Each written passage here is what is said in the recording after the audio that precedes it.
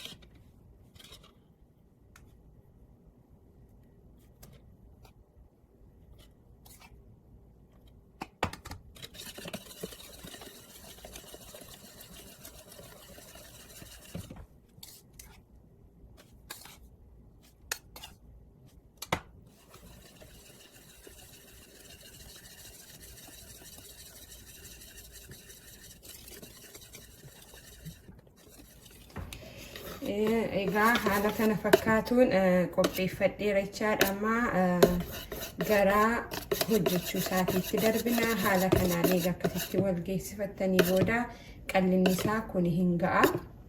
Kan akkasiin godha egaa. Amma gara hojii isaatiitti darbina. Anuma faana tura.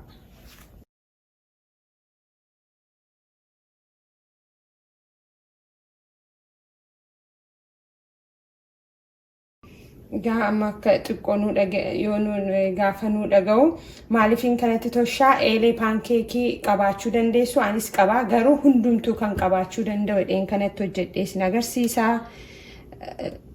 Waanuma xixiqqoo ijoolleen waanuma adda hojjettan itti fakkaatee itti tolee nyaatu. Ijoollee maaf akka tolu ijumaaf akka namatti toludha malee waan addaatiif otoo hin taane ijaaf isinitti tola. Ijoolleen gammadanii nyaatu.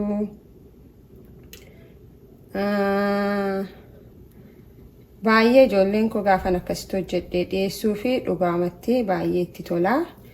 Maaliifin isiniin agarsiisu isiniinis jedheetanii wal caccaaluu danda'a. Kanarras xixinneessuu dandeessu akkuma isiniif mijatetti. Abidduma irratti immoo hojjettu. Eelee paankeekii yoo qabaattani baay'ee gaariidha. Angaruu hundumtuu waan qabuu danda'uun kana dhaalaa ta'eetan kanaan isin agarsiise malee eelee paankeekii bal'aa waanta ta'eef baay'ee al tokko isinii qabata. Haala kana fakkaatuun ijoolleedha yoo dhiyeessinee itti tolee isaanittis gammadaa waan addaatti fakkaatee isiniif nyaatu. Bukkee isaa immoo waan garaagaraa kaa'achuu dandeessu. Akkaataan itti dhiyeessu immoo yeroon dhiyeessu isiniin agarsiisa. Al tokko gaa waanuma addaa fakkeessitanii nyaachuun isinitti tola. Kanaafin haala kanaan qabadhee dhufee kasin jaallattan abdii guddaan qaba. Like, share Oromoo Koo channel gochuu hin dagatinaa.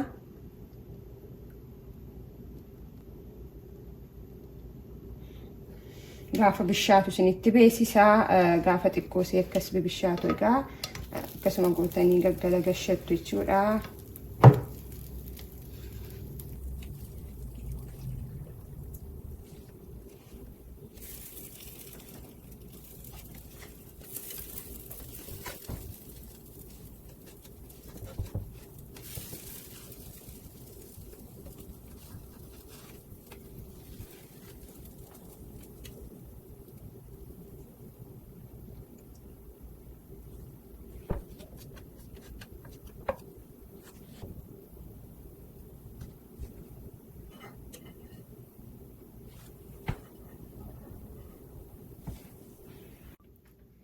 Egaa akkasitti isinii qaqqabee booda isinitti mul'ata. Amma kana saanii kurrattanii gashadha jechuudha.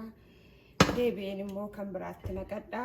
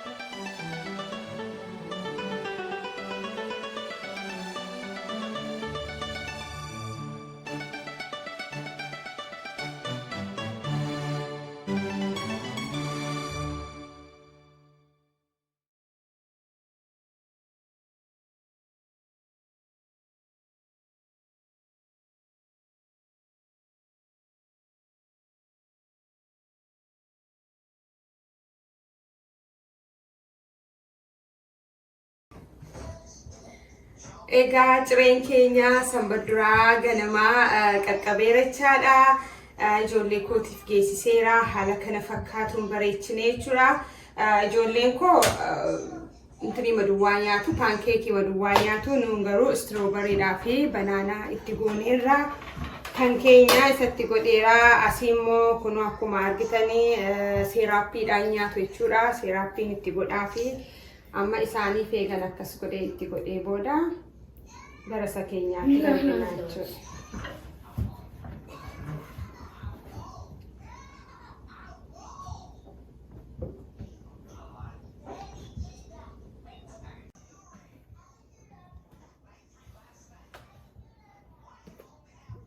Yeroo akkasitti goggootanii amma ijoolleen kana gammadanii nyaatu.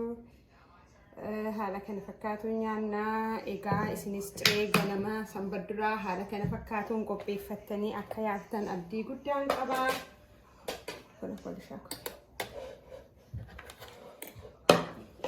Kun immoo kan kootii akka inni itti bareedu ilaalaa. Akkas goonee akkas walitti.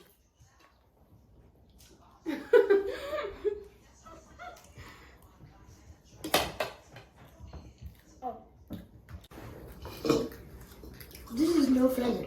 Mama, you red. Where's the red? You got me, Fanny. I'm trying, Mama.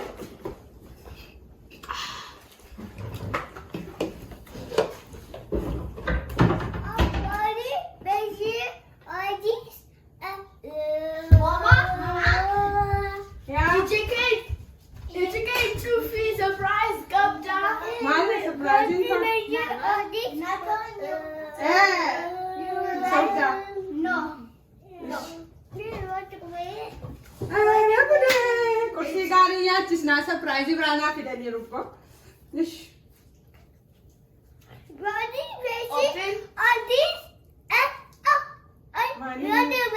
iPhone. Daddy dampun. No. No. And daddy da duga. No. Daddy's phone is right there. What? You got it? You got it? iPhone 12. iPhone 12. Oh my God.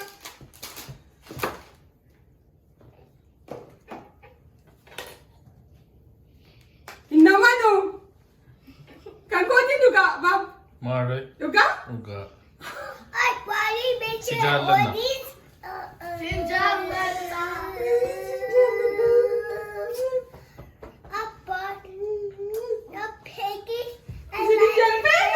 Ayano gati to qopha'uu surprizii si gochuuf ture egaa. Leetii qaqqabe. Egaa ijoolleen kaara si gammachiisan qaba akka gammadde.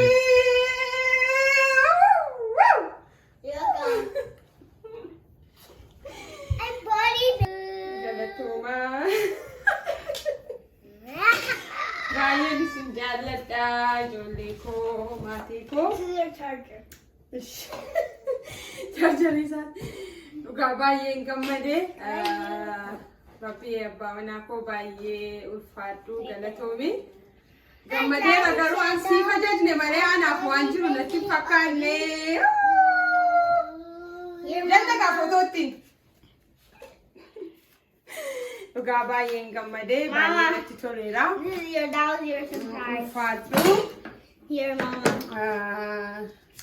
Akka jennaan komaan sintinii wayida seenta jalaa cabsitu qoyame ilaalee matuun fiximmoo qoyame egaa silkiin koo kana fakkaatti iPhone 12 Pro dha kuni isa amma dhufe jechaadha dhugaa viidiyoo babbareedaa akka inni naa waraabu kaameeraa 3 qaba akka inni viidiyoo gaarii naa waraabu abdii guddaan qaba amma egaa hammadhee manigaa akkasitti qabadheen viidiyoo ittiin isinii waraabachuudha. Waggaa tokkoon koo sababeeffachuudhaan naafee dafeen geenyee fi onlaayinii ajaje waanta ta'eefidha. Ulfaadhaa galatoomaa maatiin koo egaa baay'ee gammadeera akkan viidiyoo bareedaa kanaan waraabee isiniif gadhiisu abdii guddaan qaba. Ijoollee koo baay'een isin jaalladha. Ulfaadhaa!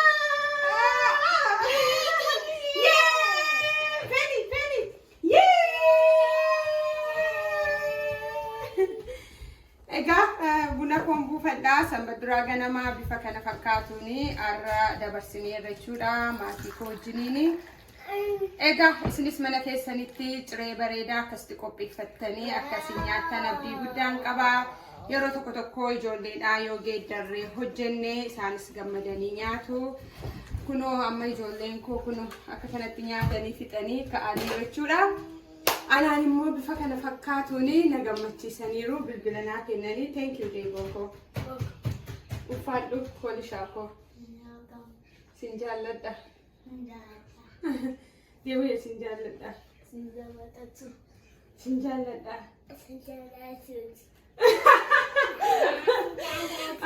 Ulfaadhaa egaa yeroo kana fakkaatu dabarsineerra viidiyoo biraadhaan deebinee wal arginutti nagaan naa turaa. Bye bye.